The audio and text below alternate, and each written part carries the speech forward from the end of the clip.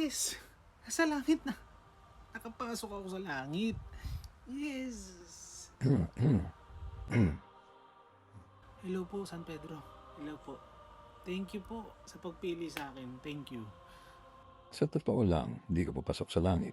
Ito pa lang yung first stage natin. Ito yung entrance at ito ang hawak ko, andito nakasaad lahat ng mga mabuti mo nagawa sa lupa bago ako mamatay.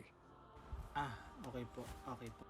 Ngayon, tatanungin kita, magbigay ka ng top 3 na good deeds na nagawa mo sa lupa. Kahit top 3 lang.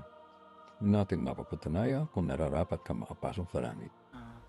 Top 3 po. Siguro proud ako na lagi po ako nagsisimba. Never po ako nag-miss sa buong buhay ko.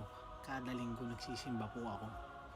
Pangalawa po, nabasa ko po yung Bible. Lahat po yan. Lagi po ako nagba-Bible study dyan.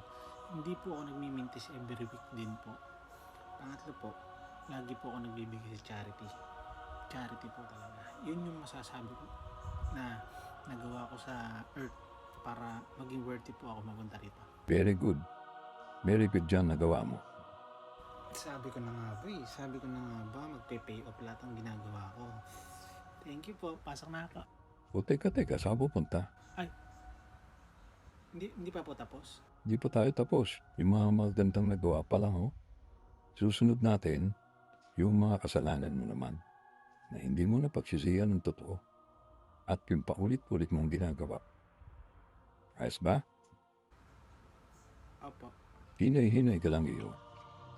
Dito na tayo sa mga kasalanan mo. Isa-isayin na natin. Handa ka na ba? Dito. Hanapin ko lang.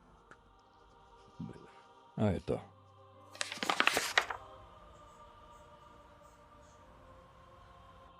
Sa totoo yan, haba nito ha.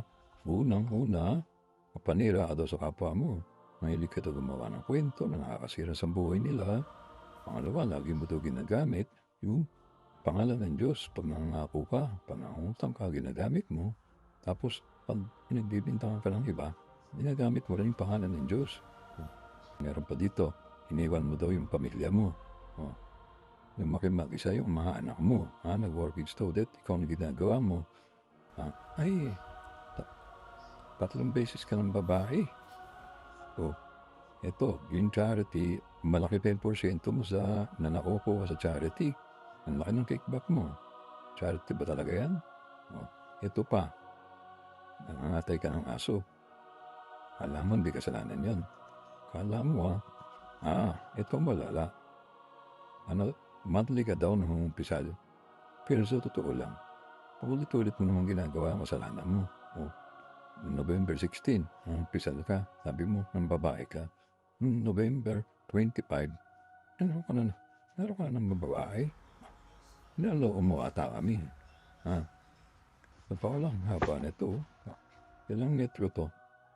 Alam mo, bawasan na to kung pag-kumpisal ka ng buwan sa kalooban mo, tanggap yung pagkakamali mo, pasan bago ka naging makatao ka.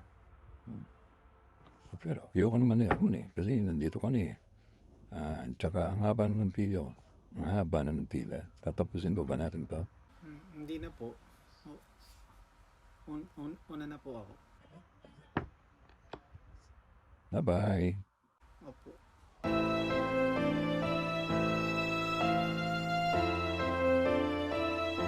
Mix.